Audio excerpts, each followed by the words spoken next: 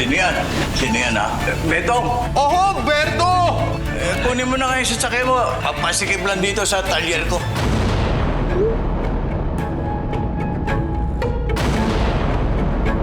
Hindi ako mapaniwala, Mother Yu. Kinagat talaga ni Judge Belmores yung plano mo.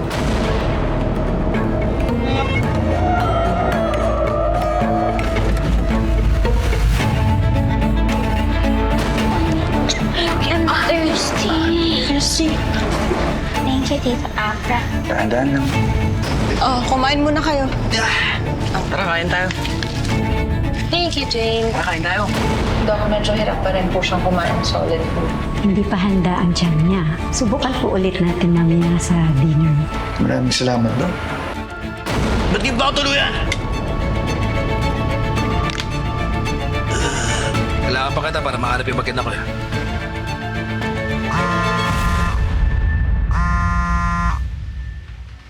Tawag ka.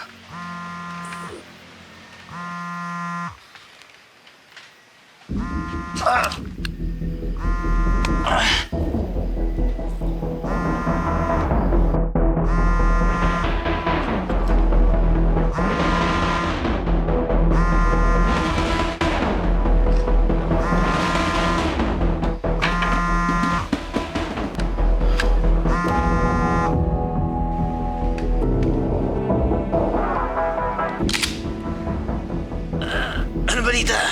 Boss, meron kasing nakitang abandonadong sasakyan dito sa boundary ng San Roque at Lagon Tuloy. Eh, boss, sa tingin ko, ito yung sasakyan na ginamit nila noon nilalakas. Kaya lang, boss, mukhang nalinis na. Hintayin niyo ako. Pupunta ako kayo dyan. Okay, boss, copy ah.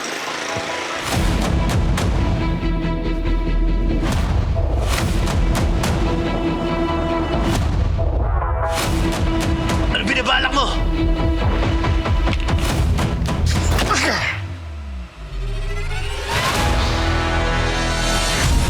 Abra, makinig ka sa'yo. Babawiin ko sa lahat. Ayun sa'yo, Abra. Refuses the judge. Ewan ko na. Batas ang gagamitin ko para durugin siya. Kanila, papahirapan ng mga makapagsabihan. Lalo pag nasa baba kanila, para ka lang madali na tapakan. Hihilahin kanila hanggang mawala ng pag-asa at makakapitan. Ganda na ba ang kapalaran ng bawat isa? Sa uli, gusto mong harap, hindi para sa sarili, hindi para sa iba. Kahit mahirapan na duway sa lipunan, puro sabihin, pinipilit ko pa rin naabuti. Alam ko na madaming pasubok ang dadaan, kahit nakamatayan man sa atin nakapag. Kaya di ka mababayaan, ipaglalaban, hahawakan ang kamay. Ako ay mamimilikan para sa lahat, kahit ayaw mo na ang hustisya ay marilap. Ako ay susuko, kahit na malakot. Ako ay susuko, papaluin hanggang mapili, ipaglaban kita hanggang sa muli.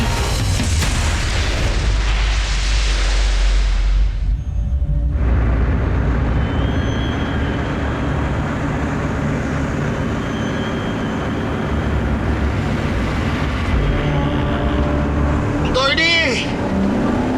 Pati yung shades ko, binasag mo! Mag-usap tayo!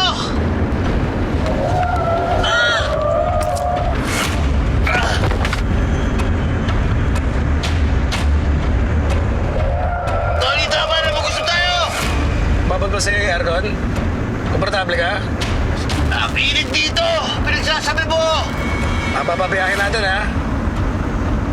Teka, lubak.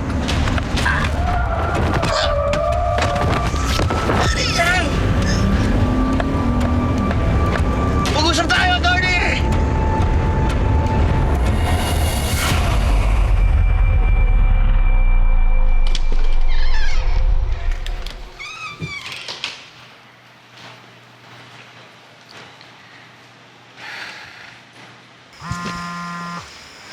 Ito na.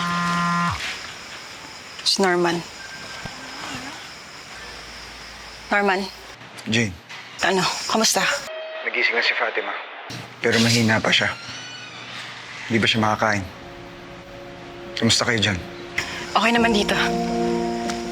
Nag-ikot-ikot ako kanina, tahimik naman yung lugar. Si Obet, may nakuha na rin yung sasakyan. Si Pido, kakarating lang ulit. Mabuti naman. Jane, ba't hindi na kayo mauna dyan sa Bayang Pag-asa? Mukhang matatagalan pa kami dito. Norman, hindi pwede. Pagkatapos ng lahat ng mga pinagdaanan natin? Hindi.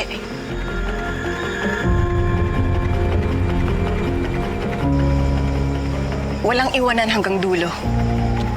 Gagaling na si Fatima. Malapit na yan. Sabay-sabay tayong lahat na pupunta sa Bayang Pag-asa. Basta mag-iingat kayo.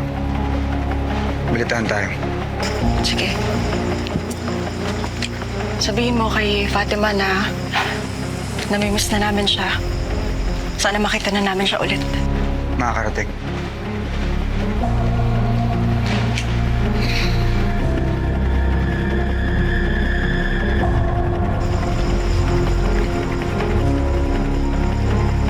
Ano sabi ni Atty.? Okay na daw si Fatima. Siguro sa makalawa pa din na silang lumabas. Di bale, sa layo ng pinag-iwanan ko ng van, mahihirapan sila matuntun tayo dito. Bakit? Saan mo ba dinala? Tamo, hindi mo alam.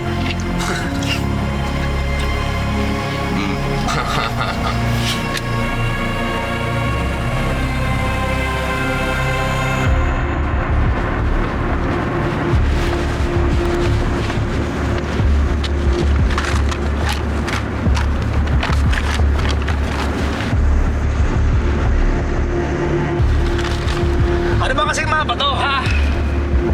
Kanina pa tayo ikot ng ikot dito. Hindi ko mahanap tong kaliwa na to. Yan. Bakit pagdalaman ko, wala lang tong mapa na to?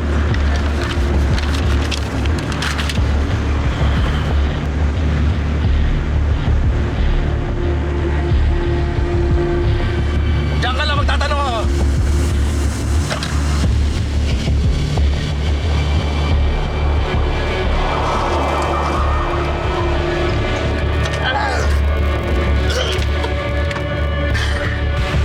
Diyan ka lang! Ate, pwede magtanong? Ano po yun, sir? Kung ano yung susunod na bayan dito? Saan po ba kayo pupunta? Maghahanap ng matutuluyan. Naku, yung bayan na susunod, hindi na makakapasok yung sakyan mo. Puro jeep na lang. Rough road na kasi ang daan.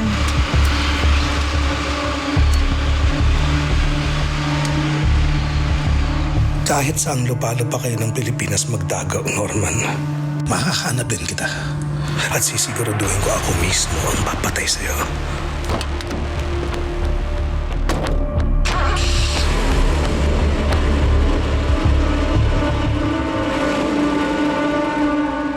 Anak, you let me know if you're hungry, okay? Oh. Baby, what's wrong? Mommy, I wish na sana si Tito Apre na lang ang naging daddy ko. Bad ba ako, Mommy? No. No, anak. You're not a bad girl. You're my little angel and you're a good girl. It's completely okay to have a dream like that. And trust me, I understand. Okay?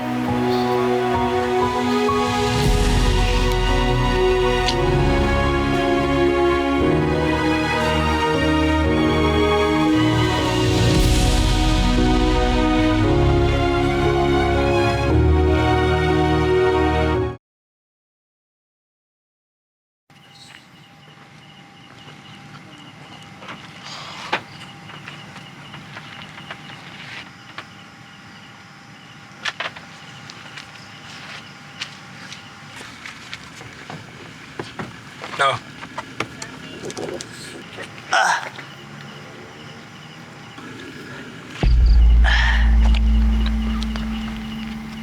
Alam mo, wise din yan si Norman eh.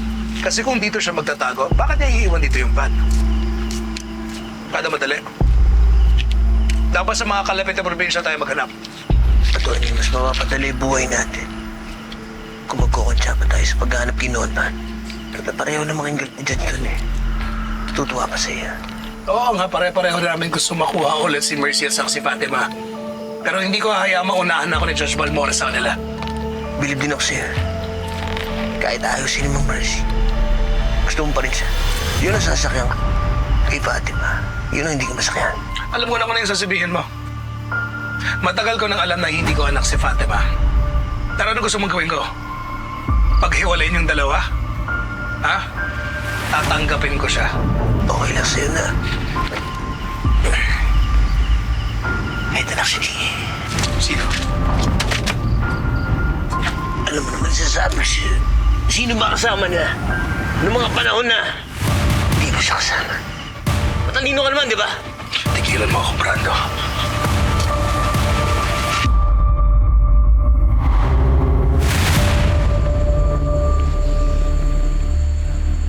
Carlos, nandito na ako. Kayo, kamusta kayo dyan? Nakaposisyon na kayo? Oo, Mother Yu. Nakapwesto na ako. Pati mga tauhan natin. Okay. Very good.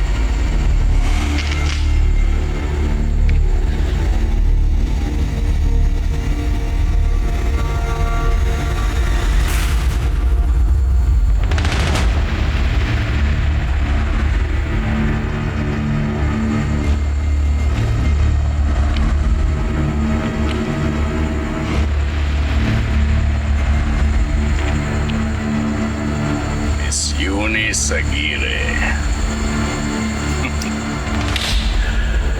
I should have known.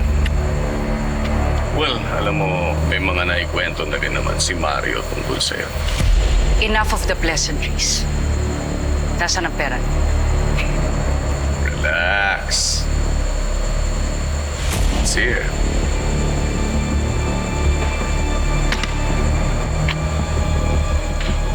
$50 million pesos.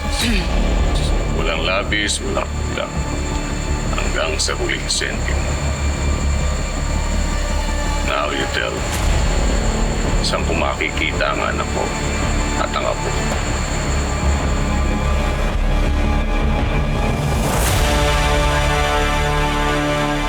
Bakit kaya hindi ka pinili? Ano kaya meron siya na wala? Isip-isip mo, alam mo na sagot. Alam mo na, dahil isa kang under desire at ilang ng isa ka pang duwag! Tignan mo ginawa mo sa akin! Tinali mo na ako! Binugbog mo na kalaban-laban! Kaya kahit anong gawin mo, hindi mo matutumbasan ang kaligayahan na binibigay ni Norman! Di mo mercy! At kahit anong gawin mo, hindi ka na pipiliin! Dahil sa duwag! Alam mo kung anong ginagawa mo. Hindi mo ko matitinanggan.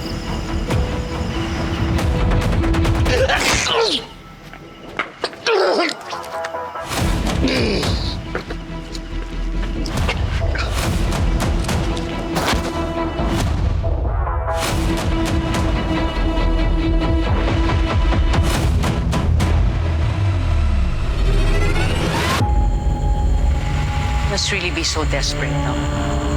Naawa ko sa'yo. Sa tingin mo ba, ganun lang kadali na mahanap mo yung anak mo at apo mo?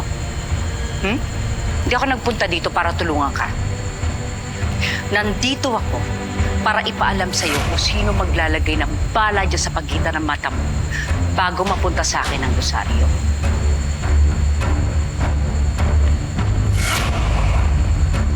That's not part of our deal. No deal, Judge Balmores. And if I were you, hindi na ako lalaban. Dahil isang kibo mo lang ay patutumbahin ka ng mga tao. Wala ka ng ibang pupunta. Checkmate.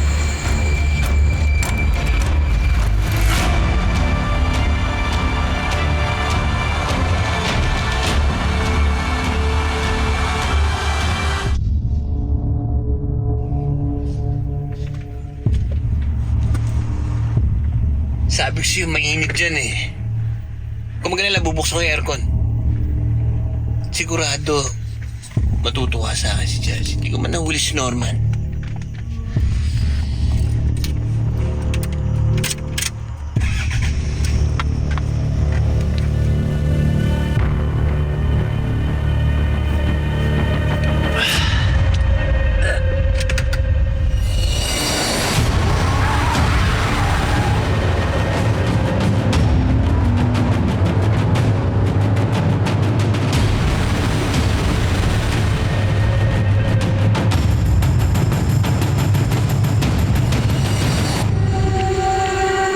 I guess you got me this time.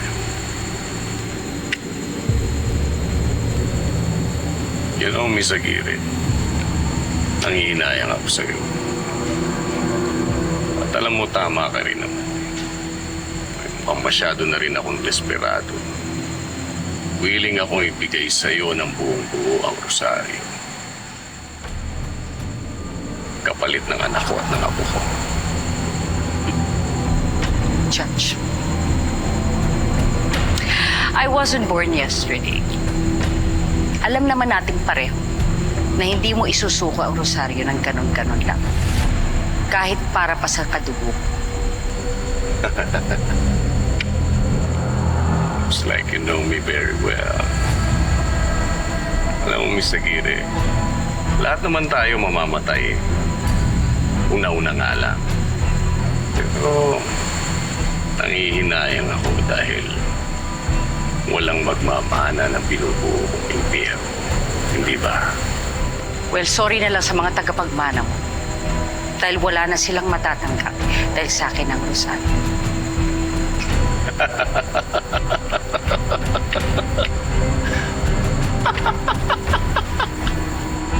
Ba't ka tumatawa?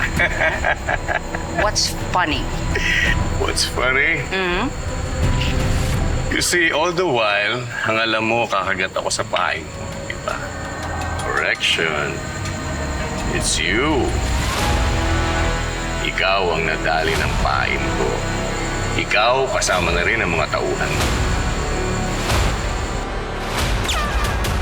Father, ito mo ba yung isa?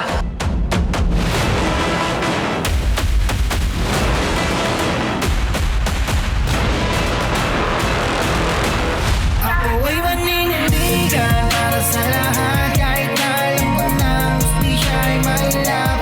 Hindi mo pipigilan, di titigilan.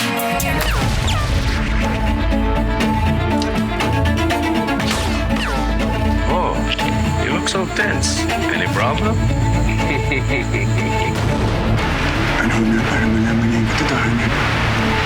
Bubuuin natin yung pamilya natin sa bahay Bagas.